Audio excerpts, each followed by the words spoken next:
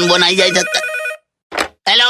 અરે સાંભળો, શું થયું પેલાને? બેન તારા જેવું જ થયું છે. તને ગઈકાલે થયેલું, આજે એને થયું. જો તો તમે એને કંપની આપો ને. શેમાં? ભાંગ પીવામાં? અરે તમે જયારે આમ આવું કઈક ભાંગ પીને આવો છો ને તો મને તો એટલો ફાયદો થાય છે ને. ફાયદો શેનો થયો તને? અરે તમે એકવાર આવું ભાંગ પીને આવ્યા હતા ને તો ઘરે આવીને બધા વાસણો તમે ધોઈ નાખેલા, બોલો. અને રાત્રે મારા પગ પણ દબાવેલા. તું મૂકને આવે.